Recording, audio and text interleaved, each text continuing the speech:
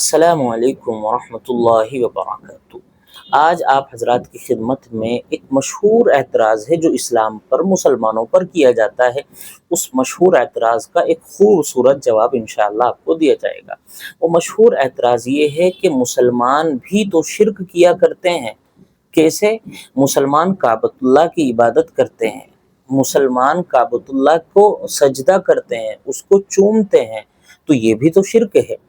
اگر غیر مسلمین مورتیوں کو پوجتے ہیں تو مسلمان بھی تو مورتی جیسی ایک چیز کعبۃ اللہ اس کو پوجتے ہیں، اس کو سجدہ کرتے ہیں، اس کو چومتے ہیں، تو شرک تو یہ بھی ہے۔ اگر مشرکین شرک کر رہے ہیں تو مسلمان بھی تو شرک کر رہے ہیں، اور اگر نہیں شرک کر رہے تو پھر آپ کسی اور مسجد کی طرف رخ کر کے نماز کیوں نہیں پڑھتے؟ صرف کعبۃ اللہ ہی کی طرف رخ کر کے نماز کیوں پڑھتے ہیں؟ صرف کعبۃ اللہ ہی کا طواف کیوں کرتے ہیں؟ صرف حج کرنے کے لیے وہیں کیوں جایا کرتے ہیں؟ کسی اور مسجد کے یہاں آپ طواف اور حج اور عمرہ نہیں کرنے جاتے، اس کی کیا وجہ ہے؟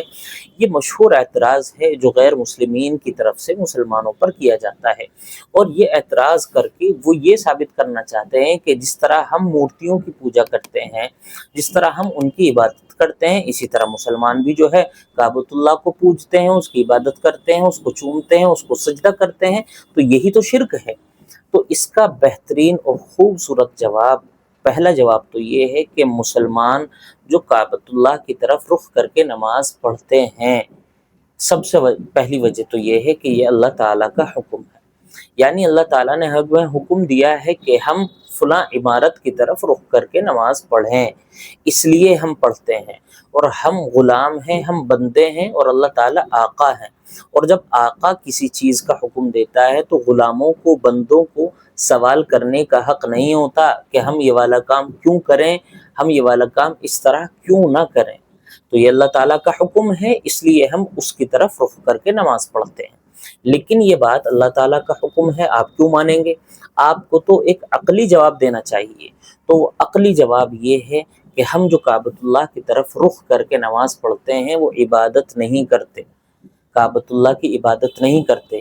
اس کی بہترین مثال آپ اس طرح سمجھ سکتے ہیں کہ اگر کوئی شخص نعوذ باللہ کعبۃ اللہ کو وہاں سے توڑ دے، وہاں سے ہٹا دے، وہاں پر کعبۃ اللہ باقی نہ رہے، اگر اللہ تعالیٰ نے ایسا کر دیا تو تب بھی ہم اسی کی طرف رخ کر کے نماز پڑھیں گے، اسی رخ پر، اسی سمت پر نماز پڑھیں گے، کیونکہ ہم کعبۃ اللہ کو سجدہ نہیں کرتے، ہم اس سمت کی طرف رخ کر کے نماز پڑھتے ہیں، ہم اس سمت کی طرف رخ کر کے اپنی عبادتیں کیا کرتے ہیں۔ اگر کعبۃ اللہ کو آپ ہٹا دیں، ختم کر دیں، یا کسی وقت پر آ کر کعبۃ اللہ ختم ہو جائے، تب بھی ہمارا قبلہ وہی رہے گا، تب بھی ہمارا قبلہ بدلنے والا نہیں ہے۔ اگر ہم کعبۃ اللہ کو پوجتے یا کعبۃ اللہ کی عبادت کرتے تو پھر ایسا ہونا چاہیے تھا کہ اگر اللہ نہ کرے آگے چل کے کعبۃ اللہ ختم ہو جائے تو پھر ہم اس کی طرف رخ کر کے نماز نہ پڑھیں، لیکن ایسا نہیں ہے۔ اگر نعوذ باللہ ایسا ہو جاتا ہے کہ کعبۃ اللہ وہاں نہ رہے، تب بھی ہم وہیں کی طرف رخ کر کے نماز پڑھیں گے، کیونکہ ہم اس کی عبادت نہیں کرتے۔ یہ تو اللہ تعالیٰ کا حکم ہے کہ اس طرف رخ کر کے نماز پڑھو۔ اگر اللہ تعالیٰ ہمیں وہاں کا حکم نہ دے کر کسی اور جگہ کا حکم دیتا تو ہم وہاں رخ کر کے نماز پڑھتے۔ تو یہ تمام باتیں، یہ تمام عبادتیں جو ہوتی ہیں اس کی طرف رخ کر کے یہ اللہ تعالیٰ کے حکم کی وجہ سے ہوتی ہیں، اور اس کو ہم نے بتلا دیا کہ ہم اس کی عبادت نہیں کرتے، صرف اور صرف اس کا احترام کرتے ہیں، اس کی عزت کرتے ہیں۔ جس طرح ایک مسلمان دوسرے مسلمان کی عزت احترام کرتا ہے، اسی طرح ہم کعبۃ اللہ کا احترام کرتے ہیں، اس کو پوجتے نہیں ہیں، اس کی عبادت نہیں کرتے ہیں۔ تو غیر مسلمین جو یہ کہتے ہیں کہ یہ بھی تو شرک ہے، تو یہ شرک اس وقت ہوتا جب ہم اس کی ہر حال میں عبادت کرتے۔ ہم اس کی عبادت نہیں کرتے، ہم اس کی طرف رخ کر کے نماز پڑھتے ہیں، اور اگر آپ اس کو وہاں سے ہٹا دیں تب بھی ہم اسی کی طرف رخ کر کے نماز پڑھیں گے، کیونکہ وہ جو کعبۃ اللہ کی جو باؤنڈری ہے، اصل سمت وہ ہے، اصل رخ اور ڈائریکشن وہ ہے، وہ جو عمارت کھڑی ہوئی ہے، وہ جو کالا سا کعبہ بنا ہوا ہے، وہ ہماری عبادت کی جو ہے رخ نہیں ہے، وہ ہماری نمازوں کا رخ نہیں ہے، وہ تو عبادت کرنے کی صرف ایک جگہ ہے۔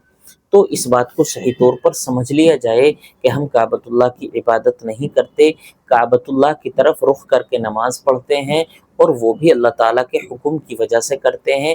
اگر اللہ تعالیٰ کسی اور جگہ رخ کر کے نماز پڑھنے کا حکم دیتا تو ہم وہاں کی طرف رخ کر کے نماز پڑھتے، کعبۃ اللہ کی طرف رخ کر کے نماز نہ پڑھتے۔ اور اس کی بہترین مثال آپ صلی اللہ علیہ وسلم کے اس زمانے کو سمجھ لیجئے کہ جب آپ علیہ السلام مدینے کی طرف ہجرت فرما کر گئے تو اللہ تعالیٰ نے حکم یہ دیا تھا کہ اب کعبۃ اللہ کی طرف رخ کر کے نماز نہ پڑھو بلکہ بیت المقدس کی طرف رخ کر کے نماز پڑھو۔ تو آپ علیہ السلام نے تقریباً 17-18 مہینے جو ہے بیت المقدس کی طرف رخ کر کے نماز پڑھی ہے۔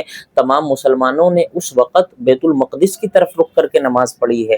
تو اس وقت ہم نے جو رخ بدلا تھا وہ بھی اللہ تعالیٰ کے حکم کی وجہ سے بدلا تھا، آج اس کی طرف رخ کر کے نماز پڑھتے ہیں، یہ بھی اللہ تعالیٰ کے حکم کی وجہ سے کرتے ہیں۔